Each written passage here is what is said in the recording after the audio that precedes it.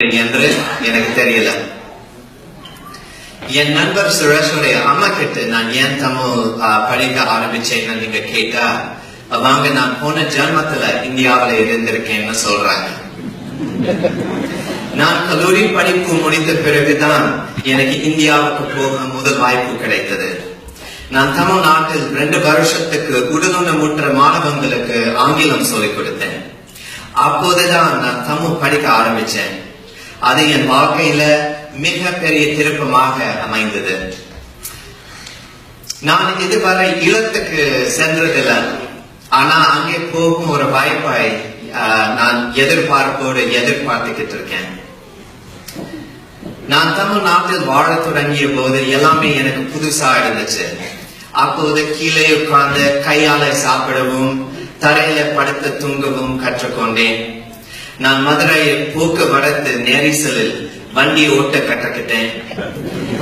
என் நண்பருடைய அம்மா செஞ்ச பூவை போன்ற இட்லியை தக்காளி சட்னி தொட்டுக்கொண்டு விரும்பி சாப்பிட்டேன்.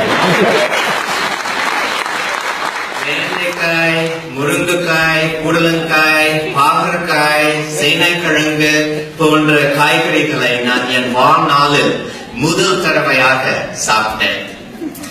தமிழ் படத்தில் நடந்த சண்டை காட்சியை ரசித்து பார்க்க ஆரம்பிச்சேன்.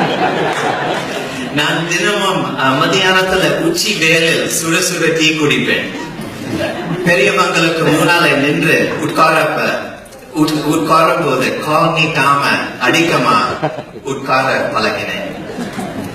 இது எல்லாமே அனுபவித்த போதுதான் தமிழ் மொழி மேலும் தமிழ் கலாச்சாரம் மேலும் எனக்கு ஆர்வம் இன்னும் அதிகமாயிற்று.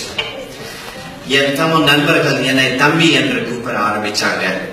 அவங்க என் மேல வச்ச அன்பும் பாசமும் என் தமிழ் ஆர்வம் பற்றாக மாறினதுக்கு ஒரு முக்கியமான காரணம்.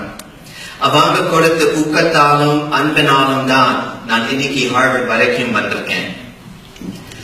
என் அனுபவத்துல தமிழ் படிப்பது என்பது ஒரு மதிப்புக்குரிய காரியம். இதற்கு 4 காரணங்கள் உண்டு. முதலாவது, தமிழ் இலக்கியத்தில் மெய் அறிவு இருக்கும். தமிழ் இலக்கியம் படிப்பதால் ஞானம் பிறக்கும். 2வது, இந்த ஞானத்தை நம்ம வாழ்க்கையில பயன்படுத்தலாம். 2வது, தமிழ் இலக்கியம் படிப்பதால் மனதுக்கு இன்பம் தரும், மகிழ்ச்சி பிறக்கும். 3வது, தமிழுக்கு பிறந்த இலக்கிய பாரம்பரியம் உண்டு. தமிழில் எத்தனையோ வகையான இலக்கியங்கள் இருக்கின்றன. 4வது, நான் என் தமிழ் படிப்புக்கு இவ்வளவு முக்கியத்துவம் கொடுத்தேனோ அதை விட பல மடங்கு இம்மொழியால் பயன் அடைந்திருக்கிறேன்.